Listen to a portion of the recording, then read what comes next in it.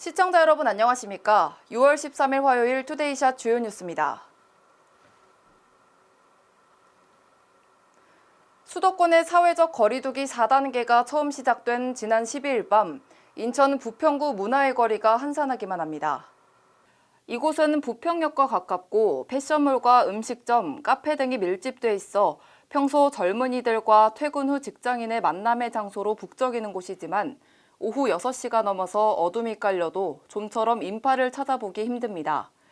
오후 6시 이후 2인 이상 모일 수 없는 거리두기 강화로 사실상 저녁 외출이 제한되기 때문인데요. 이로 인해 골목 상권의 매출 타격은 피할 수 없을 것 같습니다.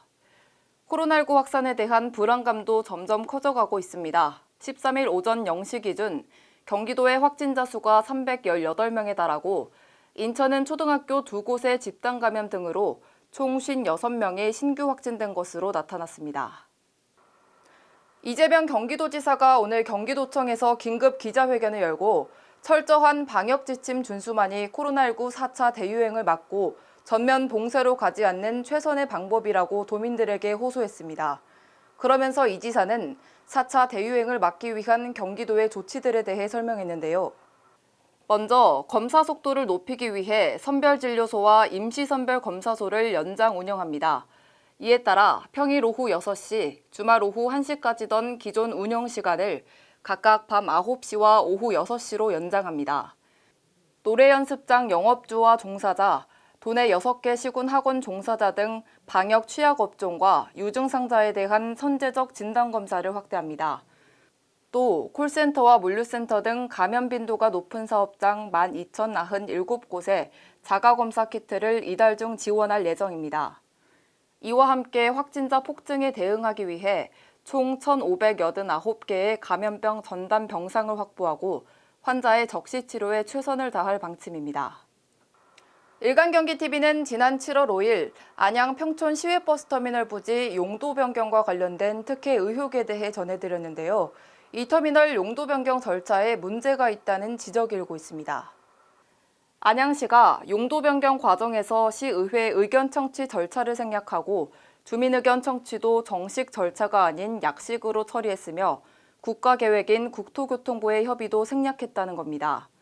이에 대해 안양시는 시행령 22조 7항의 단서 조항인 지구단위 계획은 결정이나 변경에서 제외된다는 조항과 국토법 29조를 들어 50만 이상 대도시는 시장이 결정권자라는 조항을 들어 문제가 없다는 입장입니다.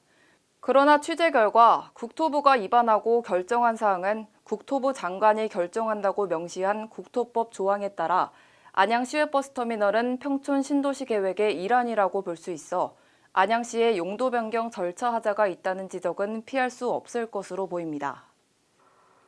인천시가 친환경 비누명함 상용화에 나섭니다. 친환경 비누명함은 인천시가 자원순환 대전환 정책의 하나로 지난 4월 아임버블 이벤트를 통해 시범 보급한 것인데요. 시민들의 반응이 좋아 이번에 출시하게 됐습니다. 친환경 비누명함의 브랜드명은 소프라는 뜻이 담겨있는 소프라뇨로 오는 8월 제품화와 동시에 반짝정보 기획사업단의 홈페이지에서 구매할 수 있습니다. 인천시는 이번 제품화 아이디어 지원을 통해 친환경 자원순환 문화를 확산하고 장애인과 노인 일자리를 창출하는 등 다양한 효과를 거둘 것으로 기대하고 있습니다. 계속해서 무더운 날씨가 이어지고 있습니다. 최고 기온이 32도를 웃돌면서 올해 들어서 가장 높은 기온을 보였는데요. 강한 자외선과 소나기 등 찜통 더위가 계속되니 당분간은 되도록 실내에서 생활하시며 수분 섭취를 충분히 해주시길 바랍니다. 내일 다시 찾아뵙겠습니다. 시청해주신 여러분 고맙습니다.